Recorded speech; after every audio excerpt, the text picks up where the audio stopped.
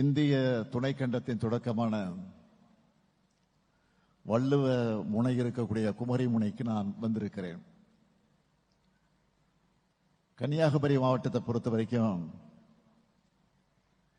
தனித்துவமான பண்பாடு, உணவு, வட்டார வழக்கு, கொட்டி கிடக்கக்கூடிய இயற்கை அழகு நிறைந்திருக்கக்கூடிய மாவட்டம் இந்த மாவட்டம். எல்லை போராட்ட வீரர் மார்ஷல் நேசமணி, கலைவாணர் NS கிருஷ்ணன், பொது உடைமை இயக்கத்துடைய தீரர் தோழர் ஜீவா, கவிமணி தேசிக விநாயகம் பிள்ளை, இப்படி பல பேருலாமைகளை கொண்டிருக்கக்கூடிய பல்வேறு தலைவர்களை தந்த மாவட்டத்துக்கு நான் வந்திருக்கிறேன். அது மட்டுமல்ல, இன்று அறிவியலில் சிறந்து இஸ்ரோ அமைப்புக்கு எத்தனையோ தலைவர்களை தந்த கன்னியாகுமரிக்கு நான் வந்திருக்கிறேன்.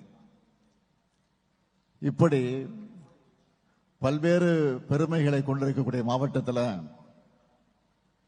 இந்த சிறப்பான விழாவை மிக சிறப்பாக ஏற்பாடு செஞ்சிருக்கிறார் நம்முடைய மாண்புமிகு அமைச்சர் மனோ தங்கராஜ் அவர்கள்.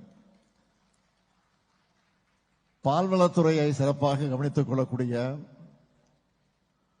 ஒரு வெள்ளை உள்ளத்துக்கு, கொள்கை தரத்துக்கு சொந்தக்காரரான அவருக்கு என்னுடைய பாராட்டுக்கள், வாழ்த்துக்கள்.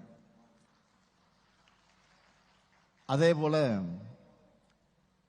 இதுவரை எந்த மாவட்டத்திலும் இல்லாத வகையில் 3,12,000 பேருக்கு நலத்திட்ட உதவிகளை வழங்கக்கூடிய இந்த மாபெரும் விழாவை மிகுந்த எழுச்சியோடு சிறப்பாக ஒருங்கிணைத்திருக்கக்கூடிய நம்முடைய மாவட்டத்துடைய ஆட்சியர் அழகமீனா IAS அவர்களுக்கு என்னுடைய பாராட்டுக்கள், வாழ்த்துக்கள். சிறப்பாக செயல்படுகிற மாவட்ட ஆட்சியர்களை குறிப்பிட்டு சொல்லக்கூடிய அளவுக்கு முத்திரை பதிக்கக்கூடிய வகையில் அவர் செயல்படுகிறார். உங்களுடைய கரவலையை பார்த்தால அதுக்கு சாட்சியா இருக்கு. இன்னும் கொஞ்சம் பலமா கரவொலி எழுப்பி அவருக்கு என்னுடைய வாழ்த்துக்களை சொல்ல வேண்டும்.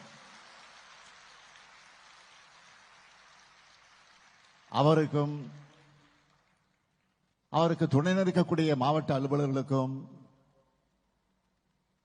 அத்துணை பணியாளர்களுக்கும் என்னுடைய பாராட்டுக்களையும் வாழ்த்துக்களையும் நான் தெரிவிச்சுக்க விரும்புகிறேன். நேற்று காலை கன்னியாகுமரி மாவட்டத்திற்கு நான் வந்தேன். இலங்கை வாழ் தமிழ் சொந்தங்களுக்கு உரிய குடியிருப்புகள் திறப்பு விழா, பேரறிவு சிலையினுடைய வெள்ளி விழா வளைவு ஆர்ச், தியாகி பொன்னப்பனுடைய முழு உருவ திருவள்ளுவ வெண்கல சிலை ஆகியவற்றை திறந்து வச்சுட்டு தான் இன்னைக்கு இங்க வந்திருக்கிறேன், இந்த மேடைக்கு வந்திருக்கிறேன். தியாகி பொன்னப்பனார் அவர்களை பற்றி சொல்லணும்னா விடுதலை போராட்ட தியாகிகளில் ஒருவர். குமரியை தமிழ்நாட்டோடு இணைப்பதற்கான போராட்டத்தில் மார்ஷல் நேசமணியருடைய போர்ப்படை தளபதியாக விளங்கியவர் அவர். திருவிதாங்கூர் கொச்சி சட்டமன்ற பேரவைக்கு 2 முறையும், தமிழ்நாடு சட்டமன்ற பேரவைக்கு 3 முறையும் தேர்ந்தெடுக்கப்பட்டவர். தமிழ்நாடு சட்டமன்றத்தில் எதிர்க்கட்சி தலைவராக இருந்து மக்களுக்கு பணியாற்றியவர். எளிமையா வாழ்ந்து ஏழை மக்களுடைய குரலாக ஒழிச்சு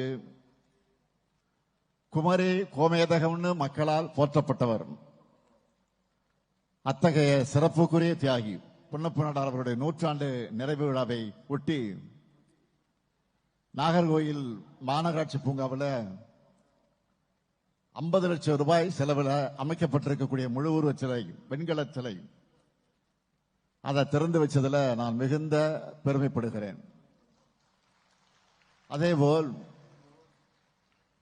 தமிழின தலைவர் முத்தமிழறிஞர் கலைஞருடைய சிலை கன்னியாகுமரி மக்களுக்கு பயன்படக்கூடிய வகையில் என்னுடைய பெயரில் அமைந்திருக்கக்கூடிய ஒரு படைப்பகம்.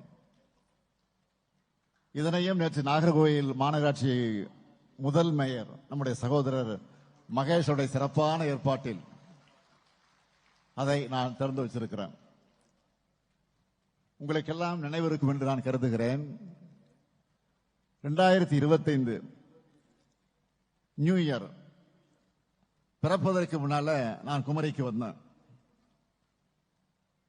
முக்கடல் சூழக்கூடிய குமரி முனையில முப்பால் புலவன் வள்ளுவனுக்கு முத்தமிழறிஞர் கலைஞர் நிறுவன பேரறிவு சிலை, அந்த சிலையினுடைய வெள்ளி விழாவை நாம் கொண்டாடணும். திருவள்ளுவர் சிலையும் விவேகானந்தர் பாறையும் இணைக்கிற கண்ணாடி இழைப்பாலத்தை திறந்து வச்சேன். இப்போ 2026 திராவிட மாடல் 2.0 ஆட்சி அமையறதுக்கு முன்னாடி அரசு விழாவில் உங்களை எல்லாம் சந்திக்க வந்திருக்கிறேன். குமரி மாவட்டம் மீனவர்கள் நிறைந்த மாவட்டம். மீனவ தோழர்களுக்காக நம்ம திராவிட மாடல் ஆட்சியில செய்யப்பட்ட சில முக்கிய திட்டங்களை மட்டும் தலைப்புச் செய்தியா நான் சொல்ல விரும்புறேன். 2004 சுனாமியால பாதிக்கப்பட்ட மீனவ குடும்பங்களுக்கு நிலம் கையகம் செய்யப்பட்டு வீடுகள் கட்டி கொடுத்தாலும் அரசு நிலம் என்ற வகைப்பாட்டில் இருந்துச்சு. சொந்த வீடுகளில் குடியிருக்கக்கூடிய பயனாளிகளுக்கு வரன்முறைப்படுத்தப்பட்ட வகையில் இன்று பட்டா வழங்கப்படுது. அது மட்டுமல்ல, இன்று கன்னியாகுமரியில் வரலாற்றிலே இல்லாத அளவுக்கு 40,086 குடும்பங்களுக்கு பட்டா வழங்கப்படுவதில் நான் மிகுந்த மகிழ்ச்சி அடைகிறேன். அதே போல தேங்காய்பட்டணம் துறைமுக விரிவாக்க பணிகள் உட்பட தூண்டில் விளைவுகள், மீன் இறங்கு தளங்கள், படகு அணையும் தளங்கள், வலை பின்னும் கூடங்கள், மீன் ஏலக்கூடங்கள், இப்படி பல பணிகளை குமரி மாவட்ட மீனவர்களுக்காக செஞ்சு கொடுத்திருக்கிறோம். 21 மீனவ கிராமங்களை சேர்ந்த 1,47,361 மீனவ மக்கள் இதனால் பயனடைந்திருக்கிறாங்க. குளச்சல் மீன் துறைமுகத்தை விரிவாக்கம் செய்ய 150 கோடி ரூபாய் ஒதுக்கீடு செஞ்சு அரசாணை பிறப்பிக்கப்பட்டிருக்கு. குளச்சல் மற்றும் அதன் சுற்று வட்டாரங்கள்ல பொருளாதார வளர்ச்சிக்கு இது வழிவகுக்க போகுது. அடுத்து முக்கியமான கோரிக்கை, வாணியக்குடியில புதிய மீன்பிடி துறைமுகம். இதுக்கு 150 கோடி ரூபாய் ஒதுக்கீடு செய்யப்பட்டிருக்கு. குளச்சல் மற்றும் வாணியக்குடிக்கு இடைப்பட்ட தொலைவு 3 கிலோமீட்டர் தான். இருந்தாலும் மீனவ தொழில்கள் கேட்டா அதை நிறைவேற்றி தரணும், அதனால் அதை செஞ்சிருக்கிறோம். இதனால் 34,130 மீனவ மக்கள் நேரடியா பயன்பெற இருக்காங்க. அதே போல தேங்காய்பட்டணம் மீன்பிடி துறைமுக விரிவாக்க பணி 253 கோடி ரூபாய் மதிப்பீட்டில் நடைபெற்று வருது. ஏற்கனவே முதல் கட்ட பணிகள் அதை நான் கடந்த ஆண்டு திறந்து வச்சுட்டேன். 2ஆம் 3ஆம் கட்ட பணிகள் நடைபெற்று வருது. பாரம்பரிய மீனவர்களுக்கு 40 விழுக்காடு மானியத்தில் விலை பொருந்தும் இயந்திரம் பொருத்தப்பட்ட நாட்டுப்படைகளுக்கு 75 விழுக்காடு மானியத்தில் உயிர்காப்பு சட்டைகள், மீன்பிடி தடைகால நிவாரணம் மற்றும் மீன்பிடி குறைந்த கால நிவாரணம் முறையா வழங்கப்பட்டு வருது. இருந்த தடைக்கால நிவாரணத்தை திராவிட மாடல் அரசு 8,000 ரூபாயாக உயர்த்தி இருக்கிறோம். மீனவ மக்களிடையே சேமிக்கக்கூடிய பழக்கத்தை உருவாக்க வேண்டும், ஊக்குவிக்க வேண்டும் என்பதற்காக தமிழ்நாடு மீனவ மகளிர் சேமிப்பு நிவாரண திட்டம் செயல்படுத்தப்பட்டு வருது. இப்ப நான் சொன்னதெல்லாம் குமரி மாவட்டத்தினுடைய மீனவர்களுக்கு செஞ்ச பணிகளுடைய சுருக்கமான பட்டியல் மட்டும்தான். கடந்த 5 வருஷத்துல குமரி மாவட்ட மக்கள் அனைவருக்கும் செஞ்சு தரப்பட்டிருக்கிற இன்னொரு பட்டியலோட சில ஹைலைட்ஸ் மட்டும் நான் சொல்ல விரும்புறேன். 283.69 கிலோமீட்டர் நீளமுடைய சாலைகள் மேம்பாடு, 7 பாலங்கள், பள்ளம்துறை எடப்பாடி மீனவ கிராமங்கள்ல கடலரிப்பு தடுப்பு சுவர், கோட்டார் புனித சவோரியர் தேவாலயம், அதை சீரமைக்க 2,29,00,000 ரூபாய். தோவாலை வட்டம் அருமநல்லூர்ல கிறிஸ்தவர்களுக்கான கல்லறை தோட்டம், கல்குளம் வட்டம் பத்மநாபபுரம் கிராமத்தில் இஸ்லாமியர்களுக்கான கபரிஸ்தான் அமைக்க இடம், நாகர்கோவில் மாநகராட்சியில் 46 வார்டுகள்ல 55,709 வீடுகளுக்கு குடிநீர் இணைப்புகள், சுசேந்திரம் தேரூர் குளங்கள் பாதுகாக்கப்பட்ட ராம்சார் ஈரநிலங்களாக அறிவிப்பு, மார்த்தாண்டத்தில் தினசரி சந்தை, பத்மநாபபுரம் குளச்சல்ல புதிய பேருந்து நிலையங்கள், தோவாலை தக்கலை கிள்ளையூர் ஊராட்சி ஒன்றிய அலுவலகங்களுக்கு புதிய கட்டடங்கள், இலங்கை தமிழக மறுவாழ்வுக்காக இந்த மாவட்டத்தில் 262 வீடுகள், புகழ்பெற்ற தோவாலை மலர் சந்தை வியாபாரிகள் வெயில் மழையால பாதிக்கப்பட்டு வந்த அந்த நிலையை மாற்றி உயர்மட்ட மேற்கூரை, திருப்பதி சாரம் நெல் விதை சேமிப்பு கிடங்கு கட்டடம் மற்றும் நடமாடும் மண் பரிசோதனை நிலைய வாகன நிறுத்தமிடும், ஆரல்வாய்மொழி தெற்கு கிராமத்தில் 2 தடுப்பணைகள், 8 கம்பி வலை தடுப்பணைகள், தும்பகோடு கிராமத்தில் 5 நிலைகள் ஓடைக்கரை பாதுகாப்பு சுவர், அரசு மருத்துவக் கல்லூரி வளாகத்தில் 9 புதிய கட்டடங்கள் மற்றும் எம்ஆர்ஐ கருவி, பத்மநாபபுரத்தில் மத்திய ஆய்வகம், முட்டம் கடற்கரை பகுதியில் சுற்றுலா மேம்பாட்டு பணிகள், இவ்வளவும் செஞ்சிருக்கிறோம். அது மட்டும் இல்ல, இன்னும் நிறைய பணிகள் நடந்துகிட்டு இருக்கு.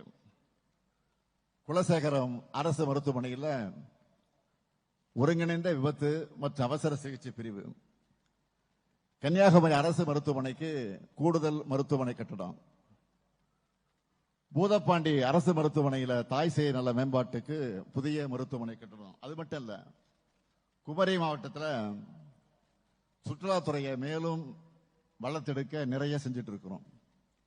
சிற்றார் 2 அணை, சிற்றார் 2 அணை, திருப்பரப்பு அணை, மாத்தூர் தொட்டி பாலம் ஆகிய பகுதிகளில் மேம்பாட்டு பணிகள். கடந்த மாதம் கூட சர்வதேச அளவில் இருக்கக்கூடிய சுற்றுலா விடுதிகளை கட்ட புரிந்துணர்வு ஒப்பந்தங்கள் எல்லாம் கையெழுத்தாகி இருக்கு. இதுபோல நாகர்கோவில் மக்களுடைய நன்மைக்காக வடசேரியில நவீன ஒருங்கிணைந்த பேருந்து முனையம் கட்ட இன்று அடிக்கல் நாட்டி இருக்கிறார். செம்மாங்குளத்தை தூர்வாரி மேம்படுத்தி மழைநீர் சேகரிப்பு அமைப்பா செயல்பட அடிக்கல் நாட்டி இருக்கிறார். தமிழ்நாட்டோட உயர்வுக்கும் பெருமைக்கும் அடையாளமா விளங்குறது நியூ டைடல் பார்க்.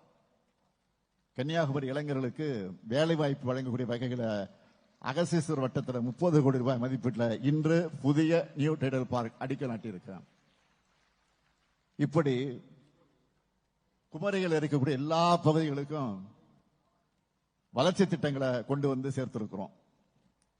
இவ்வளவு இருந்தாலும் உங்க மாவட்டத்துக்குன்னு வந்துட்டு உங்களுக்கு புது அறிவிப்புகளை வெளியிடாம போனா நல்லா இருக்குமா? மேடையில் இருக்க சும்மா இருப்பாங்களா? அது காங்கிரஸ் கட்சியை கேட்க வேண்டாம், தொலைச்சி எடுத்துருவாங்க உரிமையோட. அதையெல்லாம் உணர்ந்து அதனால குமரி மாவட்டத்துக்கான 6 புதிய அறிவிப்புகளை இப்போ நான் உங்களிடத்தை வெளியிட போறேன்.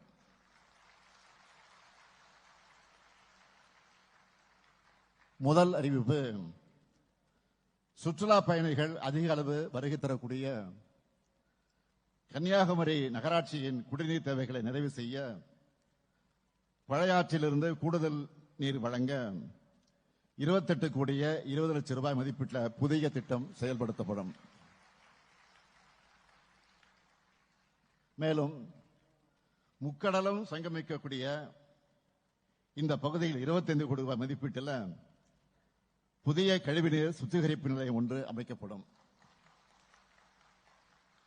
இரண்டாவது அறிவிப்பு, குளச்சல் நகராட்சி மற்றும் மண்டைக்காடு பேரூராட்சி பொதுமக்களுடைய நீண்டகால கோரிக்கையை நிறைவேற்றக்கூடிய வகையில் ஏவிஎம் கால்வாய் 1,20,00,000 ரூபாய் மதிப்பீட்டில் புனரமைக்கப்படும்.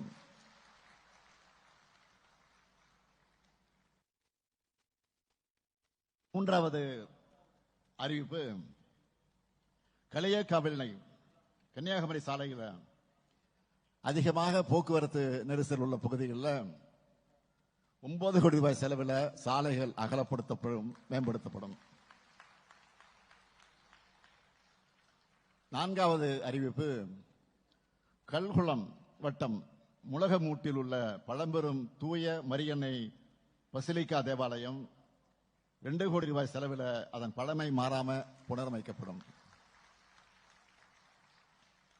ஐந்தாவது அறிவிப்பு, தமிழ்நாடு மீனவர் நலவாரியம் மூலமா தற்போது மீனவர்கள் மற்றும் அவர்தன் குடும்பத்தினருக்கு வழங்கப்பட்டு வரக்கூடிய கல்வி உதவித்தொகை, திருமண உதவித்தொகை உள்ளிட்ட பல்வேறு நலத்திட்ட உதவிகள் போன்ற பல்வேறு நிதி உதவிகள் அனைத்தும் உயர்த்தி வழங்கப்படும்.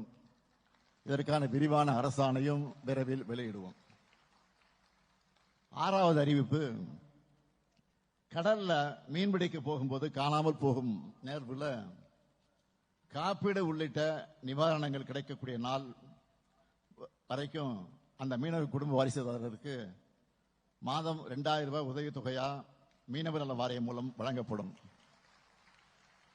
இதுதான் திராவிட மாடல்.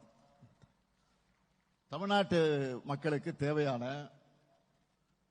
கல்வி, தனித்திறன் பயிற்சிகள், உட்கட்டமைப்பு வசதிகள், சாலைகள், பாலங்கள், மருத்துவமனைகள், விளையாட்டு மைதானங்கள், நூலகங்கள், புதிய தொழிற்சாலைகள், தொழில் நிறுவனங்கள், தொழில் தொடங்க மானியங்கள், கட்டணமில்லா விடியல் பயணம், மகளிர் உரிமை தொகை ஆகிய அனைத்தையும் திராவிட மாடல் ஆட்சி உருவாக்கி கொடுத்திருக்கு. ஒவ்வொரு நாளும் ஏதாவது ஒரு திட்டத்தை தொடங்கி வச்சுக்கிட்டே இருக்கிறேன். தமிழ்நாட்டு மக்கள் மேல உண்மையான அக்கறை கொண்டது நாங்க தான் எங்களுடைய செயல்பாடுகளால் தினந்தோறும் நாங்கள் நிரூபிச்சுட்டு இருக்கிறோம். 14 வயசுல இருந்து நான் அரசியல் இருக்கிறேன். 14 வயசுல இருந்து 50 ஆண்டு தொடர் உழைப்பால ஒரு பேரியக்கத்தினுடைய தலைவர் என்ற பொறுப்பை அடைந்திருக்கிறேன். சட்டமன்ற உறுப்பினரா, மேயரா, அமைச்சரா, துணை முதலமைச்சரா, எதிர்கட்சி தலைவரா, இன்று முதலமைச்சராக இருக்கிறான். பெருமையோடு சொல்றேன், நான் போகாத ஊரை தமிழ்நாட்டில் இல்லைன்னு சொல்லக்கூடிய அளவுக்கு பயணிச்சு மக்களை சந்திச்சுட்டு இருக்கிறேன். அதனாலதான் மக்களுக்கு என்ன செய்யணும்னு அறிந்து புரிந்து ஒவ்வொரு திட்டத்தையும் தீட்டுக்கிறேன். உங்கள் எதிர்காலத்தை என்னை நம்பி தமிழ்நாட்டு மக்களான நீங்க ஒப்படைச்சிருக்கீங்க. அதுக்கு நான் நிச்சயமாக உண்மையாக இருப்பேன். உங்க நம்பிக்கையை காப்பாத்துற மாதிரி தான் நான் உழைச்சிக்கிட்டு இருக்கிறேன். இன்னும் சொல்லட்டுமா, என் சக்திக்கு மீறி உழைச்சிக்கிட்டு இருக்கிறேன். வாக்களித்த மக்களுக்கு மட்டுமல்ல, வாக்களிக்காத மக்களுக்கு சேர்த்துதான் உழைக்கிறேன்.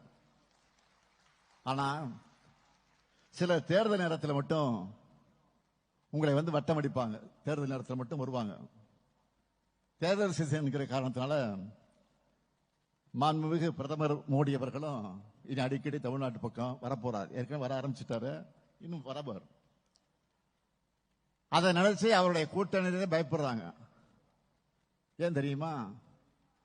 எவ்வளவு அதிகமா பிரதமர் அவர்கள் இங்க வராரோ அந்த அளவுக்கு பெரிய வித்தியாசத்துல என்டிஏ கூட்டணி தோல்வி அடையும். ஏன்னா தமிழ்நாட்டுக்கு ஒண்ணுமே செய்யல என்பது மக்களுக்கு ஞாபகம் வரும். நேற்று கூட அமைச்சரவை கூட்டத்தில் குஜராத் மாநில மெட்ரோ திட்டத்துக்கு ஒப்புதல் வழங்கியிருக்காங்க. ஆனா தமிழ்நாட்டுக்கு எதுவும் இல்லை. தேர்தல் வருதேன்னு பட்ஜெட்லயும் ஒண்ணும் இல்லை. தமிழ்நாட்டுக்கு போக போறமே அமைச்சரவை கூட்டத்திலே நம்ம கோரிக்கை ஒன்றுக்கு கூட ஒப்புதல் தரல. அதனால தான் நான் அடிக்கடி சொல்றேன், இந்த தேர்தல் என்பது தமிழ்நாடு வெர்சஸ் என்டிஏ. தமிழ்நாடு சேஞ்சாதி கோட்டையிலிருந்து ஆளப்படணும், டெல்லியிலிருந்து ஆளப்படக்கூடிய நிலை வரக்கூடாது. இதை தீர்மானிப்பதற்கான தேர்தல் தான். தமிழ்நாட்டை அனைத்து வகையிலும் தாழ்த்தி வீழ்த்தணும்னு பாஜக நினைக்குது. ஏன்னா வளர்ச்சி இருக்கக்கூடிய மாநிலத்தில் பாஜக இருக்காது. பாஜக இருந்தா வளர்ச்சி இருக்காது, அங்க வளர்ச்சி இருக்காது. குமரி மாவட்டம் என்பது எல்லா மதங்களையும் சேர்ந்த மக்களும் நல்லிணக்கத்தோடு வாழ்ந்து வரக்கூடிய மாவட்டம். ஆனா நாடு முழுக்க என்ன நடந்துகிட்டு இருக்கு? அண்மையில் கிறிஸ்துமஸ் பண்டிகையின் போது இந்தியா முழுக்க கிறிஸ்தவர்கள் மேல தாக்குதல் நடத்தப்பட்டுச்சு. மகாராஷ்டிராவில் பிற்படுத்தப்பட்ட முஸ்லிம்களுக்கு இடஒதுக்கீடு ரத்து. மணிப்பூர் இன்னும் பற்றி எரியுது. அசாமில் இன்னும் மோசம். அந்த மாநிலத்தினுடைய பாஜக முதலமைச்சர் தான் வகிக்கக்கூடிய பொறுப்பை மாண்பை மறந்து முஸ்லிம்கள் மேல வெளிப்படையா வெறுப்பை கக்குகிறார். பீகார்ல துணை முதலமைச்சர் என்ன சொல்லி இருக்கிறார் தெரியுமா? பள்ளிக்கூடங்களுக்கு பக்கத்தில் இறைச்சி கடைகள் இருந்தா அகற்றுவோம்னு பேசி இருக்கிறார். நாம என்ன சாப்பிடணும்னு முடிவு பண்றதுக்கு இவங்க யாரு? இப்படி ஒரு நிலையை தமிழ்நாட்டிலையும் கட்டமைத்து விடத்தான் அவங்க தவிக்கிறாங்க. ஆனா நம்ம திராவிட மாடல் அரசுல மத நல்லிணக்கம் ஒற்றுமையும் பேணப்படுது. வக்பு திருத்த சட்டம், சிஏஏ ஆகியவற்றை எதிர்த்து சட்டமன்றத்தில் தீர்மானம் நிறைவேற்றி இருக்கிறோம். சிறுபான்மையினர் பாதுகாப்பாக இங்க இருக்காங்க. பெரும்பான்மையினர் சகோதர உணர்வோடு இருக்காங்க. அனைவரும் சமமா நடத்தப்படுறாங்க. வரலாற்றிலே இல்லாத எண்ணிக்கையா 4000 திருக்கோயில்களுக்கு குடமுழுக்கு செஞ்சிருக்கிறோம். இந்த பகுதியை சார்ந்த நம்ம பால பிரஜாபதி அடிகளார் என்ன பேசியிருக்கிறார் என்றால், நம்ம முதலமைச்சருக்கு சாதியும் இல்ல, மதமும் இல்ல, மொழி இருக்கிறது, இனமான உணர்வு இருக்கிறது, இது ஒரு பொற்காலம்னு பேசியிருக்கிறார். வள்ளலார் அன்பர்கள் பாராட்டுறாங்க, உண்மையான ஆன்மீக பெரியவர்கள் பாராட்டுறாங்க. இதுதான் பாஜகவுடைய கண்களை உறுத்திக்கிட்டே இருக்கு. நான் வெளிப்படையாவே பாஜகவினரை கேட்கிறேன், எப்பதான் நீங்க வன்முறையை விட்டு வளர்ச்சி பத்தியே பேசுவீங்க? எப்பதான் வெறுப்பையும் பிரிவினையும் விதைக்கிற முயற்சிகளை நிறுத்திட்டு தமிழ்நாட்டுக்கு நல்ல விஷயம் பற்றி பேச போறீங்க, யோசிப்பீங்க? தொடர்ந்து தமிழ்நாட்டை குறை சொல்லி பேசுறீங்க. அதுக்கு பதிலாக உங்களுக்கு தகுதி இருக்கா? குறை சொல்லி பேசுவதற்கு உங்களுக்கு தகுதி இருக்கா? நீங்கள் ஆளக்கூடிய எந்த மாநிலம் தமிழ்நாட்டை விட சிறப்பா ஆளுது? தமிழ்நாட்டுக்கு வர இருக்கக்கூடிய மாண்புமிகு பிரதமர் அவர்கள் நம்முடைய கேள்விகளுக்கெல்லாம் பதில் சொல்வாரா? தமிழ்நாட்டு மீனவர்களை காக்க எடுத்த நடவடிக்கை என்ன? இலங்கை கடற்படையால நம்ம மீனவர்கள் கைது செய்யப்படுவதும் தாக்கப்படுவதும் எப்ப முடிவுக்கு வரும்? இதை தீர்த்து வைப்போம்னு சொல்லிட்டு தானே 12 வருஷத்துக்கு முன்னாடி உறுதிமொழி கொடுத்துட்டு வாக்குறுதி கொடுத்துட்டு ஆட்சிக்கு வந்தீங்க. வெளியுறவுத்துறையும் கடற்படையும் யார் கண்ட்ரோல் இருக்கு? இவங்களுக்கு கிடைச்ச சரியான ஆள் தான் இப்போ எதிர்க்கட்சி தலைவராக இருக்கக்கூடிய பழனிசாமி அவர்கள். ஒருத்தர் நாட்டு மக்கள் எல்லோருக்கும் ஒவ்வொருத்தருக்கும் 15 லட்சம் ரூபாய் தருவேன்னு வடை சுட்ட மாதிரி பழனிசாமி அவர்களும் வாய்க்கு வந்தபடி விரட்டியா இப்ப வடை சுட்டு இருக்காரு. இந்த வடைகளை எல்லாம் மக்கள் நம்ப தயாராக இல்லை. இது ஒரு பக்கம்னா, இன்னொரு பக்கம் தேர்தலை காரணமாக காட்டி மகளிர் உரிமை தொகையை 3 மாசத்துக்கு நிறுத்தி வச்சிடலாம், மக்களுக்கு திமுக அரசு மேல அதிருப்தியை உண்டு பண்ணி கெட்ட பேர் ஏற்படுத்தலாம் அப்படின்னு சூழ்ச்சி பண்ணாங்க. இதை அட்வான்ஸா நாங்க தெரிஞ்சுக்கிட்டு என்னுடைய சகோதரிகளுக்கு தாய்மார்களுக்கும் 5000 ரூபாய் அட்வான்ஸ் பணமாக போட்டேன். நாம பண்ண இந்த சர்ஜிக்கல் ஸ்ட்ரைக்ல மக்கள் ஹாப்பி. பாவம் எதிர்கட்சிகள் தான் நிலை குளிஞ்சு போயிருக்கிறாங்க. முதல்ல இதை கிண்டலடிச்சாங்க, கொச்சைப்படுத்தினாங்க. ஆனா ஒரு கட்டத்துக்கு மேல அவங்களாலேயே நம்ம அதிரடி முடிவுக்கு மக்கள் கிட்ட கிடைச்ச வரவேற்பை மறைக்க முடியல. அதனால இப்போ அதுக்கு நாங்க தான் காரணம்னு சொல்றாங்க. இப்போ எங்களால தான் நடந்துச்சு, உரிமை கொண்டாட வந்திருக்கிறாங்க. இப்போ நீங்க என்ன வேணாலும் சொல்லி புலம்புங்க, எங்க திட்டங்கள் ஹிட் ஆயிடுச்சு. இப்போ 5000 ரூபாய் மகளிர் உரிமை தொகை சிறப்பு தொகுப்பு மக்கள் கிட்ட சூப்பர் ஹிட், இட்டோ இட்டு. பாஜக டப்பா இன்ஜினை நம்பி அதிமுக இருக்கு, அதிமுக என்ற மூழ்கிற கப்பலை நம்பி பாஜக இருக்கு. பூஜ்ஜியமும் பூஜ்ஜியமும் சேர்ந்தா பூஜ்ஜியம் தான், ராஜ்யம் கிடைக்காது.